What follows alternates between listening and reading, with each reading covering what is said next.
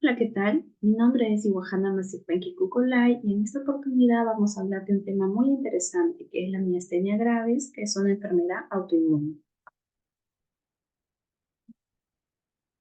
Como epidemiología tenemos, bueno, que la miastenia gravis no es un trastorno frecuente, ¿no? Sin embargo, desde la década de los 80 se describen en la literatura incrementos anuales en su incidencia en un promedio de 0,53 por 100.000 personas. Por ende, la enfermedad tiene una mayor prevalencia en Estados Unidos y países europeos con más casos reportados hasta el momento, ¿no? De 24 por cada 100.000 habitantes. Su prevalencia es muy variable y fluctúa de 1,5 hasta 17,9 por 100.000 habitantes. Como les mencioné anteriormente, la mayor prevalencia se ve en Estados Unidos y en países europeos, que de 24 por cada 100.000 habitantes, ¿no? También observamos que en los países asiáticos se ha encontrado una mayor frecuencia de casos en la población juvenil, como por ejemplo en China, el 39 al 50% de los casos fueron niños. Y en Japón, el 7% de los pacientes tenían de 0 a 4 años de vida. Y el 80,6% de estos presentaban, ¿no?, la enfermedad, la miastenia gravis ocular. Un pico considerable en la distribución de la enfermedad respecto a la edad. En mujeres tiende a manifestarse de 20 a 40 años, mientras que en hombres generalmente después de los 50 años. Sin embargo, algunos estudios muestran un segundo pico en el sexo femenino a partir de los 60 años. Como se observa en el Perú, en el 2020 se reportaron 930 casos, siendo la prevalencia del grupo etario más afectado de 30 a 59 años con 331, que asciende a un 35,6%. Por ello, la región con más casos en Lima con 596, que es el 64,1%. Y en el año 2021 se han reportado 959 casos de miastenia graves, que 641 en mujeres y 315 en varones. Como definición tenemos que la miastenia gravis es una enfermedad autoinmune que se produce por el bloqueo postsináptico de la placa mioneural a través de anticuerpos que se unen a los receptores de acetilcolina o a moléculas de la membrana postsináptica, lo que genera fatiga y debilidad muscular localizada o generalizada, a predominio proximal y de curso fluctuante, ¿no? Por ello se va a evidenciar la debilidad muscular, que puede ser muy severa, llevando a una dificultad respiratoria que requiere ventilación mecánica, intubación endotraqueal y manejo en una unidad de cuidados intensivos. Etiología. El inicio de la enfermedad no está bien definida claramente y se van a asociar varios factores predisponentes, ¿no?, y ambientales. Dentro de ellos tenemos la susceptibilidad genética, ¿no? La implicancia de los microARN y la influencia de las hormonas sexuales. Se asume que una falta de regulación de la respuesta inmunitaria puede interferir, ¿no?, con la tolerancia tanto de las células B como de las células T en el timo, lo que va a ocasionar una respuesta intensa contra los receptores de la acetilcolina. Quizá uno de los hallazgos más importantes es la presencia, ¿no?, de las células mioides en las glándulas tímicas que expresan en su superficie los receptores de acetilcolina. Sin embargo, el mecanismo por el cual se produce esa desregulación se desconoce, ¿no?, aunque podría desencadenarse por una infección también viral o bacteriana.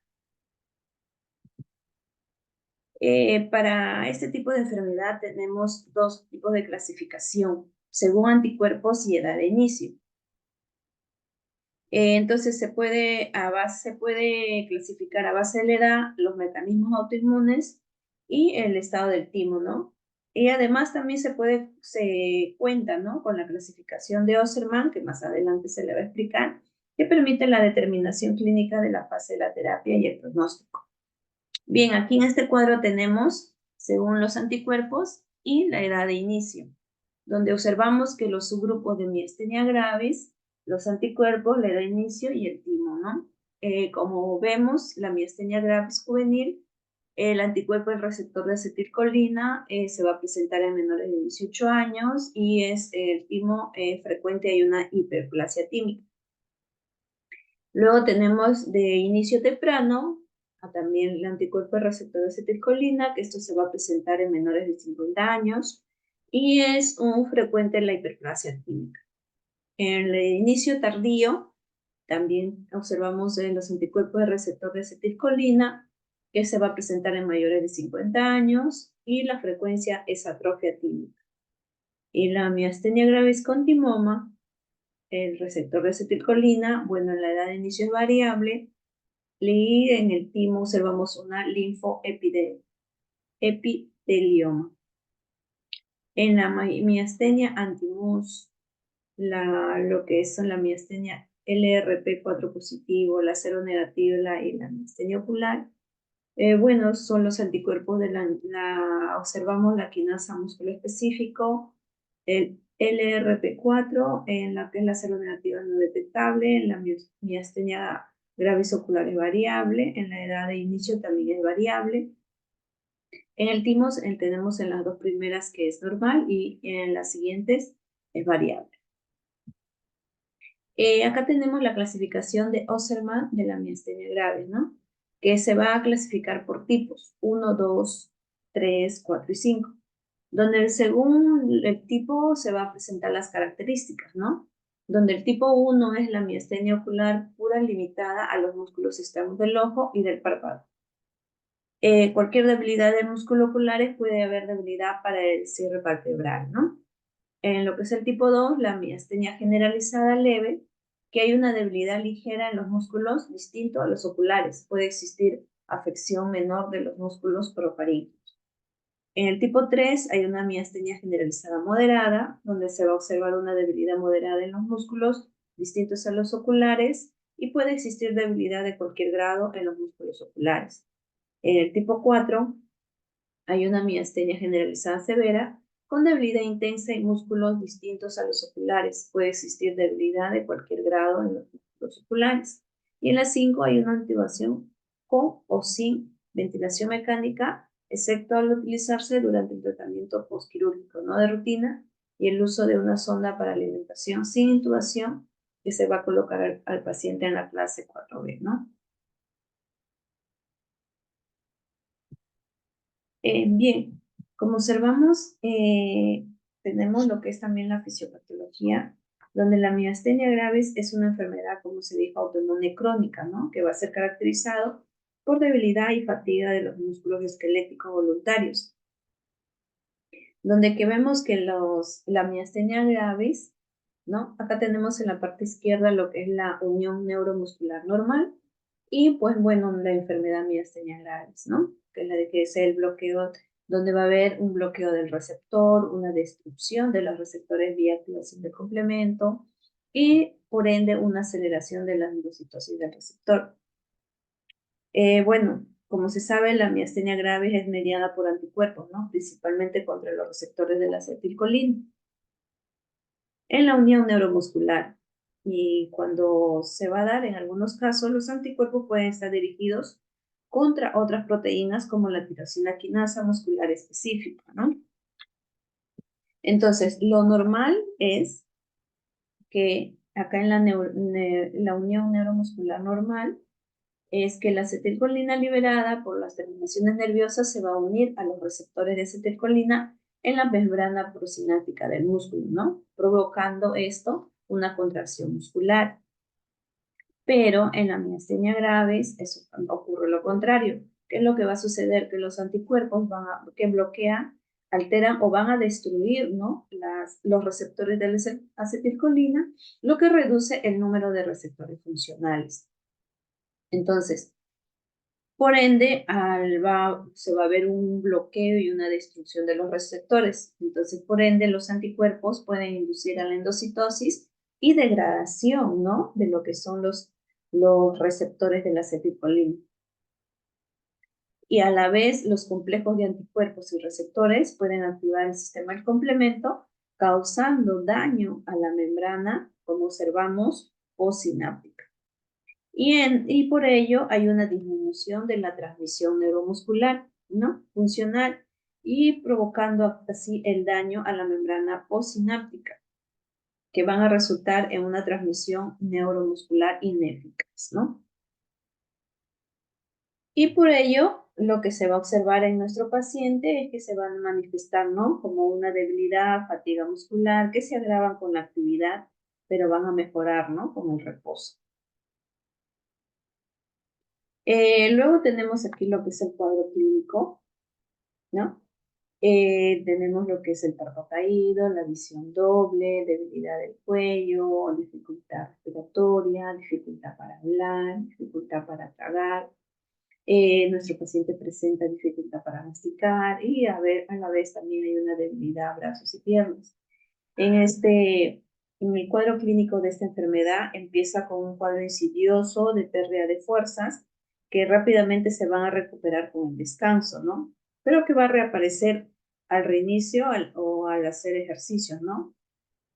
Suele iniciarse esta sintomatología en los músculos perioculares. En pocas ocasiones el inicio es agudo, ¿no? Entonces, la característica principal de la miastenia gravis es la debilidad muscular, que aumenta durante los periodos de actividad y disminuye después del periodo de descanso. Ciertos músculos como los que controlan el movimiento de los ojos y los párpados, ¿no? Y la expresión facial, la masticación, el habla y la deglución. Por eso hay un párpado caído, dificultad para hablar, dificultad para tragar, ¿no? Por ejemplo, la diplopía se puede incrementarse gradualmente o van a aparecer súbitamente, ¿no? Que es casi siempre la primera manifestación clínica. Luego hay la ptosis unilateral que aparece cuando desaparece la diplopía. Habitualmente se compensa con la contracción del temporal. El paciente puede ocluir fuertemente los párpados. Luego se va a acompañar a esto una debilidad progresiva de los músculos masticatorios, ¿no? Y esto va a aumentar clásicamente con las comidas, ya que hay una dificultad, ¿no? Para tragar. Hay una debilidad de los músculos faciales y de la lengua. Esto agrega una mayor dificultad, ¿no? Para comer. No puede realizar movimientos repetitivos de la lengua. Luego también va acompañado la debilidad de la musculatura vulvar, donde la disfagia de esfuerzo y la debilidad del paladar producen regurgitación nasal de líquidos y comidas. Por ende, hay una debilidad facial, ¿no? Que va a provocar los labios abiertos y el maxilar caído. También hay una debilidad, lo que observamos acá, la debilidad de los músculos del cuello. Bueno, esta sintomatología es casi siempre tardía, ¿no? Que va a afectar a los extensores y aparece en los casos severos. Y el paciente lo que hace es apoya su maxilar inferior y su cabeza con la mano, ¿no? También presenta una debilidad de la musculatura de los hombros, se evidencia cuando se le dice al paciente a levantar sus brazos por encima de los hombros, ¿no? También presenta lo que es la debilidad en la cintura pélvica, que hay una debilidad para subir las escaleras, este paciente va a presentar caídas frecuentes o marchas andantes por debilidad glútea. Luego tenemos que en los músculos respiratorios también se va a presentar ahí una disnea de esfuerzo, hasta la insuficiencia aguda en los casos graves, ¿no? También se puede observar que el paciente podría presentar estrabismo, que puede estar relacionada con el factor precipitante, ¿no? Como un trauma físico, emocional, o estrés, o infección. Bien, Para el diagnóstico de esta enfermedad definitivos, se debe tener en cuenta tres componentes, ¿no? Sabiendo que en primer lugar tenemos que llevar una revisión de los síntomas y manifestaciones que presenta el paciente y hacer una buena historia clínica, ¿no? Para confirmar, bueno, se realizan, ¿no? Estas tres componentes, clínica, electrofisiológica e inmunológica. Entonces, a nivel clínico, presentamos la prueba del hidrófonio, que esta prueba es también conocida como el tensilón, que es un fármaco anticolinesterásico muy usado a nivel clínico, ¿no? Para diagnosticar la miastenia gravis. Su mecanismo de acción es inmediato por medio de inhibición competitiva, que lo que hace es bloquear a la colinesterasa, que es la enzima encargada de descomponer la acetilcolina, ¿no? En la hendidura sináptica, permitiendo que el neurotransmisor llegue más fácilmente a un receptor muscarínico. Y su efecto va a persistir por 5 a 10 minutos aproximadamente. Entonces, la prueba tiene una sensibilidad del 86% para miastenia gravis ocular y del 95% para la miastenia gravis generalizada. Aunque se dice que su sensibilidad es alta, ¿no? En algunos casos se ha reportado algunos falsos negativos, pero es muy efectiva en pacientes con debilidad en los músculos extraoculares, ¿no? Luego tenemos la prueba de la bolsa de hielo, que es usada como una alternativa para los pacientes, ¿no? Con comorbilidades cardíacas y respiratorias, a las cuales no se le puede administrar lo que es el cloruro de hidrógeno, ¿no? Que es el tensilón. Es útil este diagnóstico en pacientes que manifiestan tos palpebral, ¿no? La prueba consiste en aplicar bolsas de hielo sobre los ojos cerrados del paciente por aproximadamente 2 a 5 minutos. Entonces, con eso la tosis debe mejorar y permanecer así por un corto tiempo, ¿no? Luego tenemos la prueba de medición serológica de anticuerpos. También lo que es por el diagnóstico de electrofisiología, tenemos en la estimulación repetitiva del nervio. Y esto lo que va a hacer es evaluar la transmisión neuromuscular y se hace con una estimulación supramáxima en un nervio motor a una baja frecuencia, en promedio de 3 Hz de Corel, ¿no? La respuesta normal del potencial de acción compuesto manifestada en el músculo es una disminución en un 8% desde la primera a quinta estimulación. Un decremento igual o mayor a un 10% es el diagnóstico positivo, ¿no? Para la enfermedad. Conociendo que la prueba tiene una sensibilidad de un 90% para miastenia gravis generalizada y del 60% para miastenia ocular. Luego tenemos lo que es la electromiografía de fibra única. Este tipo de diagnóstico se va a emplear un electrodo de 25 micromicras de diámetro capaz de identificar el potencial de acción en una fibra muscular, ¿no? Para llevar a cabo esta prueba se van estudiando fibras musculares activadas por una unidad motora, ¿no? Este criterio usado para evaluar al paciente es el viento para fluctuación. Y esto lo que va a hacer va a medir el tiempo que tarda el potencial de placa para llegar al umbral en variación de intervalos de tiempo entre la primera fibra y la segunda, ¿no? Por ende, el Hifrel es una medición del factor de seguridad de la función neuromuscular. Cuando está incrementado, ¿no? Se va a considerar la presencia de miastenia gravis. Y en lo que es el diagnóstico inmunológico, tenemos lo que es la prueba de medición serológica de anticuerpos, donde lo que se busca es los anticuerpos contra los receptores de acetilcolina. Es la prueba más específica para miastenia gravis, ¿no? Reportándose, bueno, un pequeño o bajo valor en los vasopositivos, ¿no? Pero sí tiene una buena sensibilidad de 85% para miastenia gravis ocular y un 50% para miastenia generalizada. Como tratamiento, presentamos que este tratamiento para lo que es esta enfermedad debe ser individualizada, ¿no? para cada paciente y basarse en las características clínicas del paciente, entre las cuales incluye lo que es la distribución, la duración y la gravedad de la debilidad, ¿no? Además de los riesgos y complicaciones del tratamiento relacionados con la edad, con el sexo, comorbilidades médicas y el resultante deterioro funcional, donde igualmente se debe tener en cuenta lo que es la presión de un timoma, ¿no?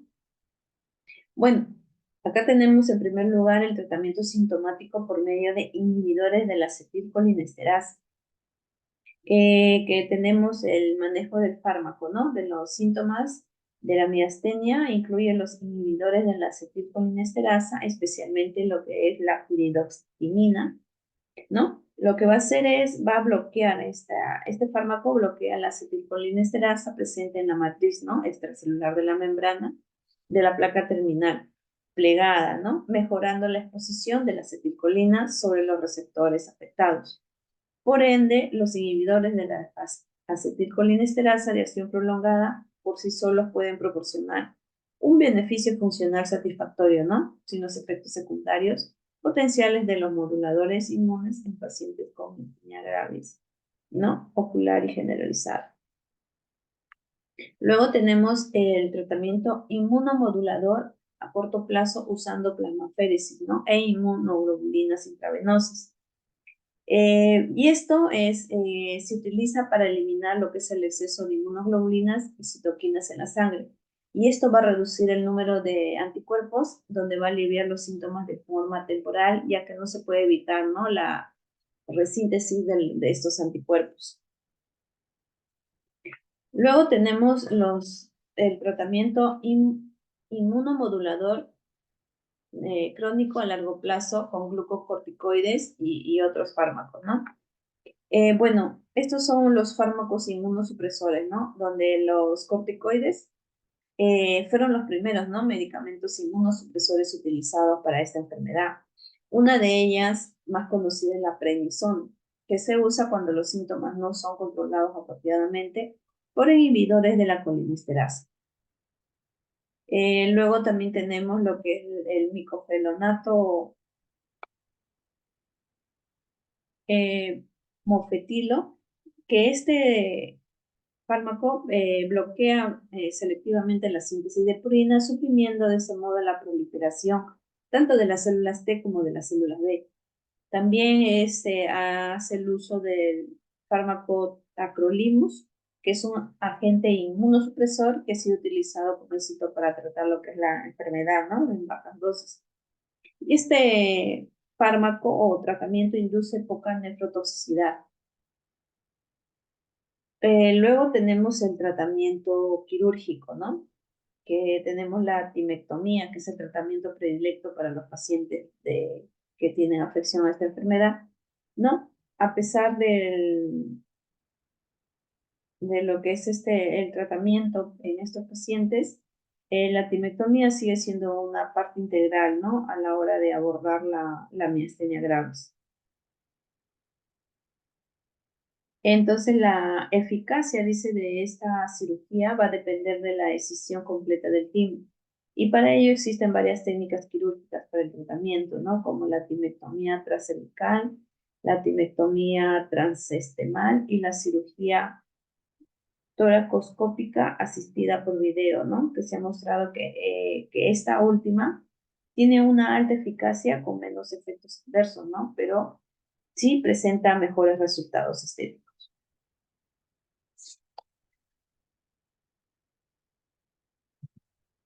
Como pronóstico tenemos que la miastenia gravis se ha mejorado considerablemente con los avances en el tratamiento. Con un manejo adecuado y personalizado, muchos pacientes pueden controlar sus síntomas, ¿no? Eficazmente y llevar una vida activa. No obstante, la variabilidad de la enfermedad y la respuesta individual al tratamiento podrían subrayar una importancia de un seguimiento médico regular y ajustado a las necesidades de cada paciente. Entonces, como remisión, hay algunos pacientes que pueden experimentar remisiones parciales o completas, especialmente con el tratamiento adecuado, ¿no? Lo que también podría ser un control de síntomas, que muchos pacientes pueden llevar una vida relativamente normal con el tratamiento, aunque pueden experimentar fluctuaciones, ¿no? En los síntomas. Y cuando ya la enfermedad es crónica, puede ser una condición de por vida que requiere un manejo continuo, ¿no? Y bueno, la mortalidad con los tratamientos actualizados, la tasa de mortalidad ha disminuido significativamente.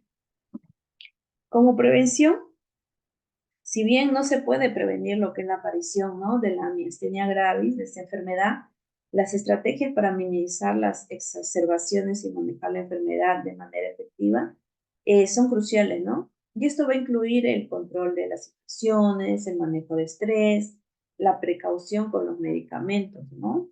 Al no ser un uso inadecuado de los medicamentos.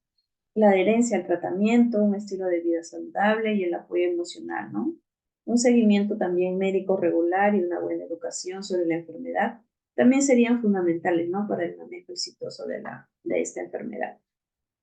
Como es evitar las infecciones, control del estrés, los medicamentos cautelosos, un estilo de vida saludable, evitar el calor extremo, una educación y apoyo, ¿no?, de parte de las familiares, de las amistades, ¿no? Que tengan un grupo de apoyo para estos tipos de pacientes que le puedan proporcionar un respaldo emocional y práctico importante, ¿no? También a la vez no olvidar lo que es la atención médica y el seguimiento, ¿no? Con un monitoreo regular, ¿no? O unas visitas regulares al neurólogo y a otros profesionales de salud que son esenciales para monitorear la progresión de la enfermedad y ajustar el tratamiento según sea necesario, ¿no? Y también a la vez verificar lo que son los tratamientos de comorbilidad, ¿no? Para verificar un manejo adecuado de las condiciones de salud que puedan coexistir con la enfermedad y para lo que es evitar, ¿no?, las complicaciones y mantener el bienestar general del paciente. Bueno, estas son las referencias bibliográficas que han sido de ayuda para conocer y entender el tema. Gracias.